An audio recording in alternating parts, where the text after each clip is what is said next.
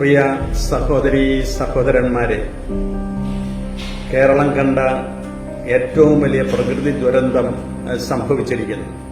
ചൂരൽമല, മുണ്ടക്കൈ പ്രദേശങ്ങളിലുണ്ടായ ഉരുൾപൊട്ടൽ നമ്മെ എല്ലാവരെയും വലിയ ദുഃഖത്തിനഴ്ത്തിയിരിക്കുകയാണ്. ജനങ്ങൾ എത്ര പേർ മരണത്തിന് വിധേയരായി എന്ന് ഇനിയും തിട്ടപ്പെടുത്തിയിട്ടില്ല. ആ പ്രദേശത്തിനുണ്ടായിരിക്കുന്ന നാശവും വളരെ വലുതാണ്. രക്ഷപ്പെട്ടവരെന്ന് നമ്മൾ കരുതുന്നവരുടെ ക്ഷതങ്ങൾ ഇനിയും സുഖപ്പെടാനിരിക്കുന്നു. രക്ഷപ്പെട്ടവരുടെ ജീവിത ഭാവിയെക്കുറിച്ചുള്ള ആ ചിന്തകളും ആകുലതകളും അവരെ അലട്ടിക്കൊണ്ടിരിക്കുകയാണ്.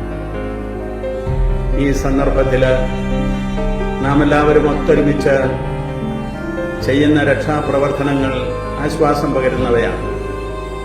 കേന്ദ്ര സംസ്ഥാന സർക്കാരുകൾ അവരുടെ എല്ലാവിധത്തിലുമുള്ള പ്രസ്ഥാനങ്ങൾ, സൈന്യം, വനം വകുപ്പ്, അതുപോലെ തന്നെ ആ പ്രദേശത്തിലും ചുറ്റിലുമുള്ള നല്ല ആളുകളുടെ സഹകരണം എല്ലാം ശ്ലാഘനീയമായിരിക്കുന്നു. നാശത്തോടൊപ്പം മനുഷ്യന്റെ നന്മയും പ്രവർത്തനനിരതമായിരിക്കുകയാണ്. നാശം സംഭവിച്ചതിനെക്കുറിച്ച് ദുഃഖിച്ചു മാത്രം നാം ഇരുന്നാൽ പോരാ.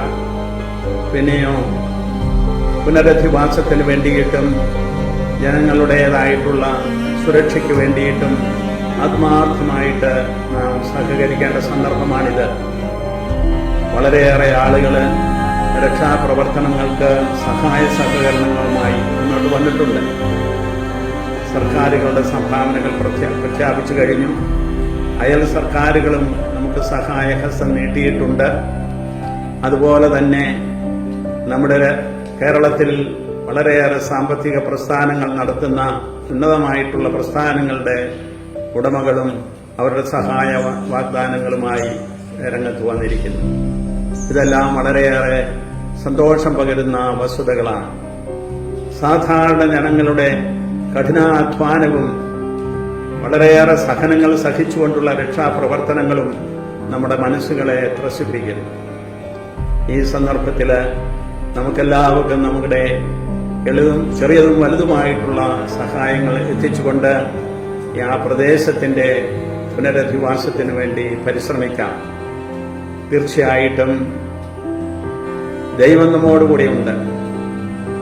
ദൈവത്തിന്റെ ശക്തി നമ്മെ കരം പിടിച്ചുയർത്തട്ടെ എന്ന് നമുക്ക് പ്രാർത്ഥിക്കാം. നാശത്തിന്റെ നടുവിൽ നന്മ വിജയിക്കട്ടെ. എല്ലാ ദുഃഖിക്കുന്ന ഹൃദയങ്ങളോടുമൊപ്പം എന്റെ ദുഃഖവും ഞാൻ പങ്കുചേർക്കുന്നു.